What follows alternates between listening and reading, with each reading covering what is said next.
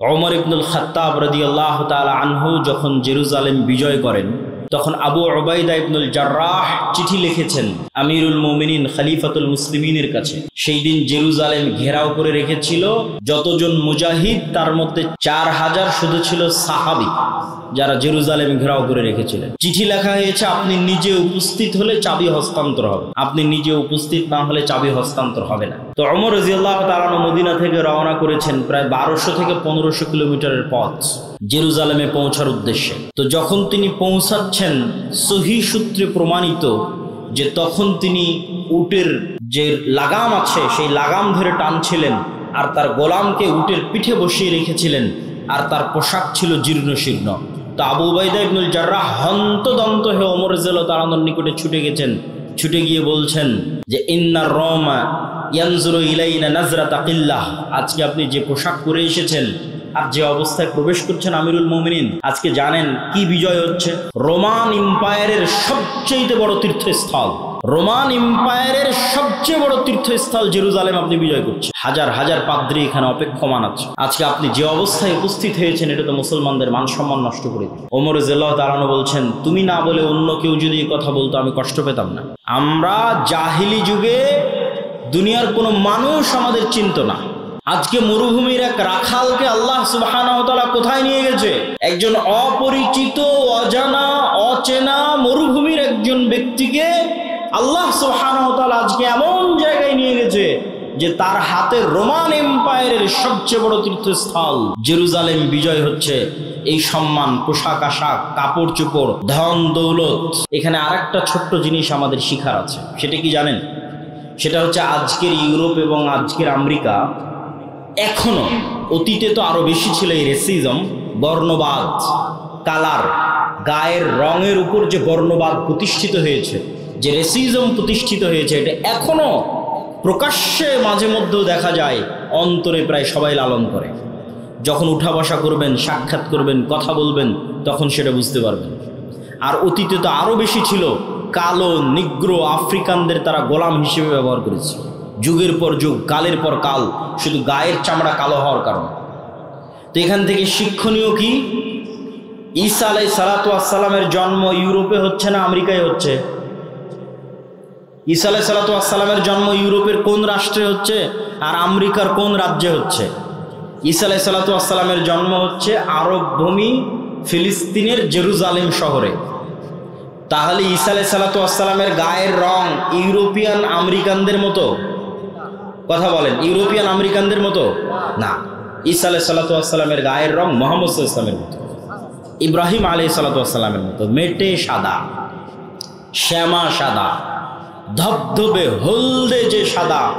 European এবং আমেরিকানদের গায়ের রং যেটা নিয়ে তারা গর্ব করে, সেটা তাদের নবীরই গায়ের রং নয়। তারা যাকে নবী হিসেবে বিশ্বাস করে সেই নবীর গায়ের রং সেটা না। তাদের নবী একজন এশিয়ান, তাদের নবী একজন অ্যারাবিয়ান, তাদের নবী একজন সেমেটিক। সম্মানিত উপস্থিতি, ইব্রাহিম আলাইহিস সালাতু ওয়াস সালামের সন্তান ঈসা আলাইহিস সালাতু ওয়াস সালাম। এবার আমরা আসি, এই যে মহাপবিত্র ভূমি, এই মহাপবিত্র ভূমি আমাদের হাতছাড়া হয়েছে কেন? কিভাবে হাতছাড়া হলো? একটা ছোট্ট ঘটনা বলে সেই কারণের বিশ্লেষণে চলে যাব। ওমর ইবনুল খাত্তাব রাদিয়াল্লাহু তাআলা আনহু যখন জেরুজালেম বিজয় করেন তখন আবু উবাইদা ইবনুল জাররাহ চিঠি লিখেছেন আমিরুল মুমিনিন খলিফাতুল মুসলিমিনের কাছে। সেই দিন জেরুজালেম ঘেরাও করে রেখেছিল যতজন মুজাহিদ, তার মধ্যে 4000 শুধু ছিল সাহাবী, 4000 শুধু ছিল সাহাবী যারা জেরুজালেম ঘেরাও করে রেখেছিলেন। চিঠি লেখা হয়েছে আপনি নিজে উপস্থিত হলে চাবি হস্তান্তর হবে, আপনি নিজে উপস্থিত না হলে চাবি হস্তান্তর হবে না। তো ওমর রাদিয়াল্লাহু তাআলা মদিনা থেকে রওনা করেছেন প্রায় 1200 থেকে 1500 কিলোমিটারের পথ জেরুজালেমে পৌঁছার উদ্দেশ্যে।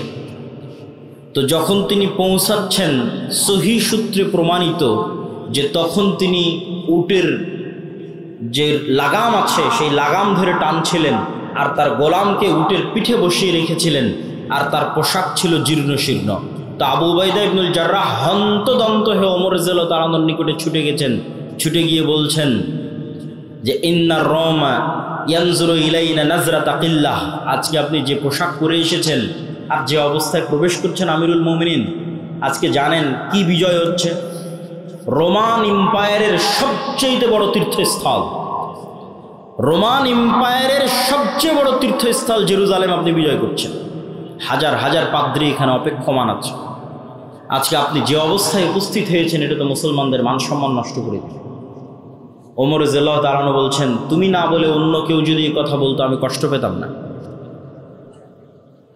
আমরা জাহিলি যুগে দুনিয়ার কোনো মানুষ আমাদের চিনত না। আজকে মরুভূমির এক রাখালকে আল্লাহ সুবহানাহু ওয়া তাআলা কোথায় নিয়ে গেছে? একজন অপরিচিত, অজানা, অচেনা মরুভূমির একজন ব্যক্তিকে আল্লাহ সুবহানাহু ওয়া তাআলা আজকে এমন জায়গায় নিয়ে গেছে যে তার হাতে রোমান এম্পায়ারের সবচেয়ে বড় তীর্থস্থল জেরুজালেম বিজয় হচ্ছে। এই সম্মান, পোশাক আশাক, কাপড় চোপড়, ধন দৌলত ইত্যাদি দিয়ে আসেনি। আ'আজ্জানাল্লাহু বিল ইসলাম, কোন রিওয়ায়াতে আছে বিকিতাবিল্লাহ, আল্লাহ আমাদেরকে সম্মান দিয়েছে কোরআনের অনুসরণের কারণে, ইসলামের অনুসরণের কারণে। বলেন আল্লাহু আকবার।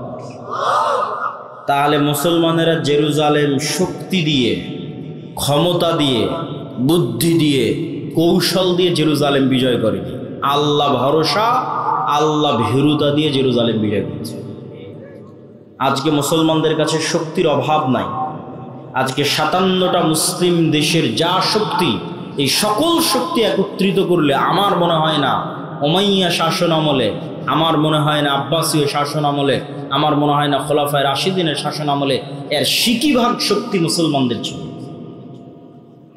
আজকে মুসলমানদের দুনিয়াবি যা শক্তি তার সিকিভাগ শক্তি আমার মনে হয় না উমাইয়া, আব্বাসীয়, খোলাফায়ে রাশিদিনের শাসন আমলে ছিল, অথবা সুলতান সালাহুদ্দিন আইয়ুবীর হাতে ছিল। কিন্তু তাদের কাছে ছিল আল্লাহ ভরসা, আল্লাহ ভীতি, আল্লাহ ভীরুতা। আমাদের কাছে দুনিয়াবি সকল পথপন্থা আছে, কিন্তু ওই দুইটা জিনিস আমরা হারিয়ে ফেলেছি, আল্লাহ ভরসা এবং আল্লাহ ভীরুতা, তাকওয়া, পরহেজগারিতা এবং তাওয়াক্কুল আলাল্লাহ।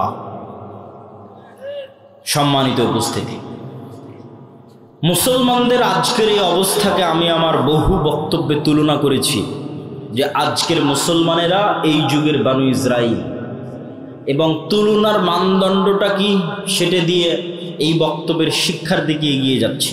কিভাবে আমরা এই দাসত্ব এবং এই গোলামি থেকে মুক্তি পাবো সেটার দিকে এগিয়ে যাচ্ছি।